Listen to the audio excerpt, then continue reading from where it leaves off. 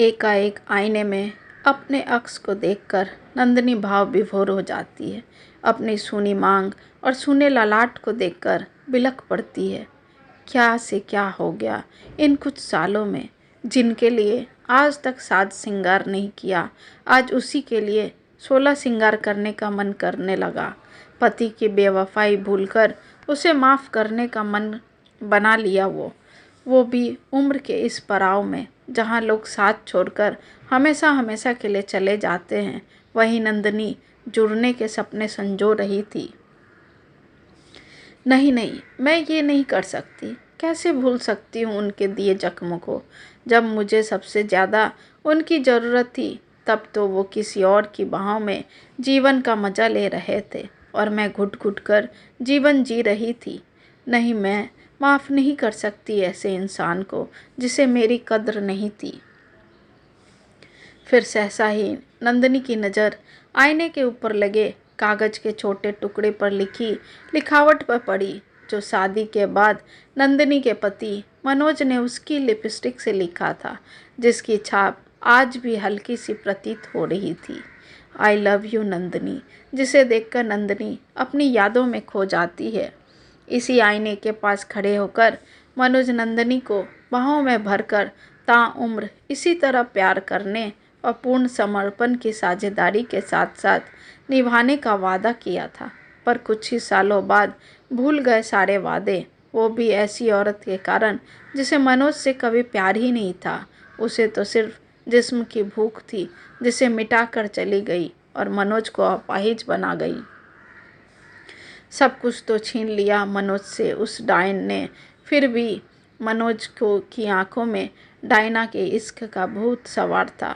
पर आज उसे अपनी गलती का एहसास हो रहा है, जब सब कुछ खत्म हो गया हम दोनों के दरमियाँ।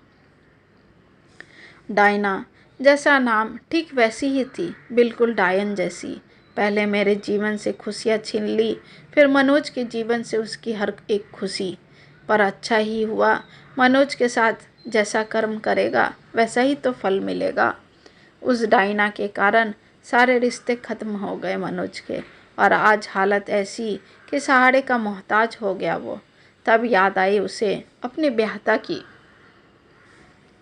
ना, अब मैं नहीं जा सकती उसके पास, जिससे मैंने सालों पहले अपने सारे रिश्ते तोड़ चुकी हूँ।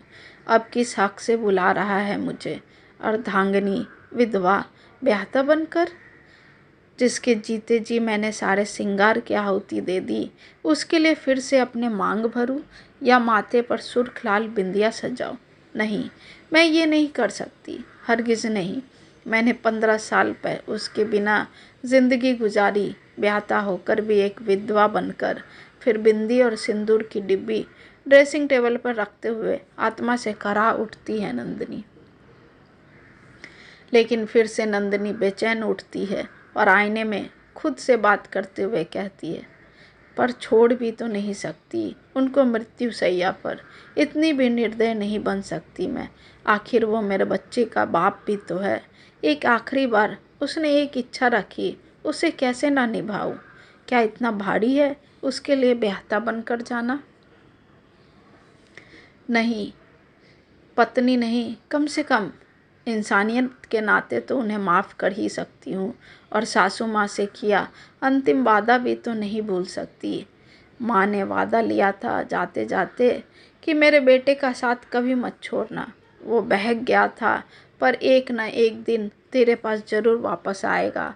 तब तू उसे माफ़ कर देना, क्योंकि तू एक औरत है और औरत का दिल बहुत बड़ा होता है।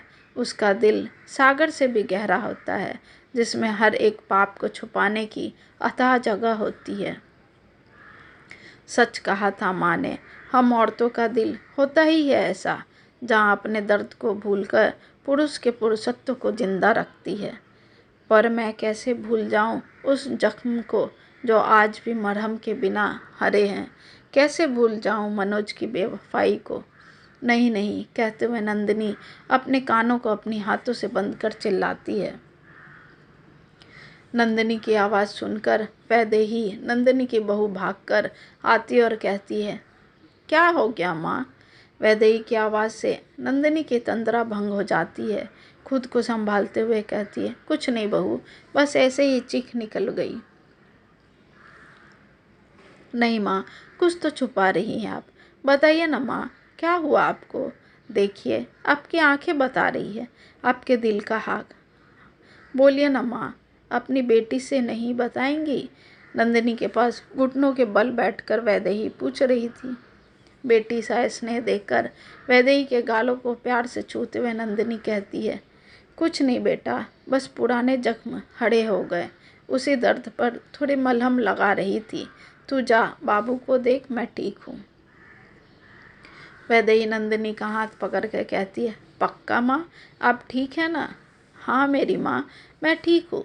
तू जा अब, मुझे भी कहीं जाना है। हल्की ऊपरी मुस्कुराहट अपने होठों पे लिए नंदिनी कहती है, ठीक है माँ, पर कभी भी आपको मेरे सहारे की ज़रूरत लगे तो मैं हमेशा आपके साथ, आपके दर्द पर मलहम लगाने के लिए तैयार रहूँगी।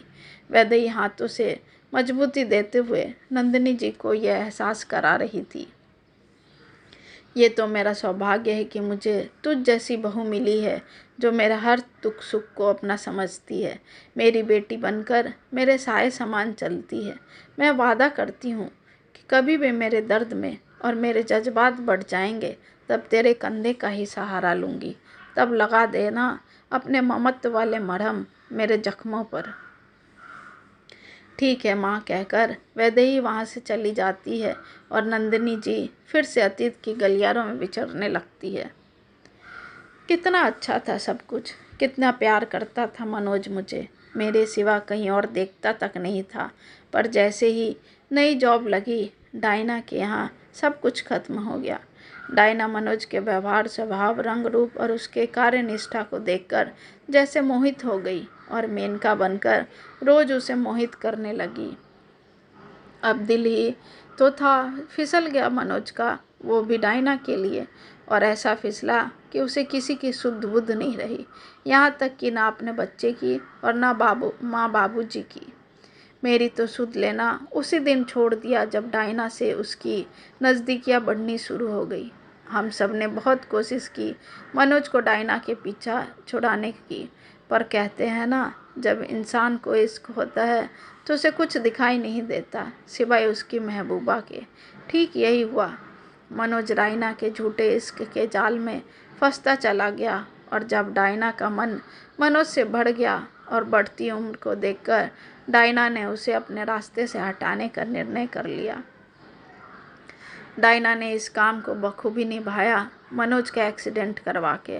उस एक्सीडेंट में मनोज के दोनों पैर अपाहिज हो गए और वो आजीवन बेड पे आ गया। इन सब से भी डायना का मन नहीं भरा। तब उसने मनोज के सारे बैंक अकाउंट और प्रॉपर्टी अपने नाम करवा लिया, जिसकी वजह से मनोज को पैरालाइज का अटैक आ गया। अब रही सही, हालत भी खराब हो गई। अब तो भगवान ही मालिक है। अब क्या जाने मनोज कितने दिनों का मेहमान है। ऐसा सोचते सोचते नंदिनी के आंखों के कोर गीले हो जाते हैं। फिर अफसोस करते हुए कहती है, काश मनोज डायना की कंपनी में काम ही नहीं करता तो आज उसकी ज़िंदगी खुशियों से भरी होती। ना माँ बाबूजी उनसे रिश्ता तोड़ते और ना मैं पर कहते हैं ना, होनी को कौन रोक सकता है।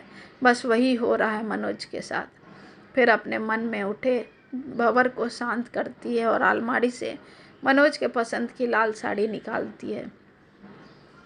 फिर साड़ी पहनकर अपने माथे पे सुर्ख लाल बिंदी लगाती है। मांग भरते भरते उसके हाथ लड़खड़ाने लगते हैं। तभी फ़ोन की घंटी बजती है। नंदिनी फ़ोन उठाती है। सामने से आवाज़ आता है, मिसेज नंदिनी, मैं सिटी हॉस्पिटल से बोल रहा हूँ। आपके पति मनोज की हृदयघात से मृत्यु हो गई है, तो आप आकर आखिरी फॉर्मेलिटी पूरी कर दीजिए। फ़ोन रखते ही नंदिनी दम से नीचे बैठ जाती है। आंखों से सहस्त्र आंसू की धाराएं बहने लगती है। ये अंतिम आंसू से थे मनोज के नाम की, जो बह रही थी नंदिनी की आंखों से। फिर अपने मांग में भरे सिंदूर को अपने हाथों से पोंछकर रोते रोते कहती है, मैं तुम्हारी ब्याहता नहीं, मैं तुम्हारी ब्याहता नहीं।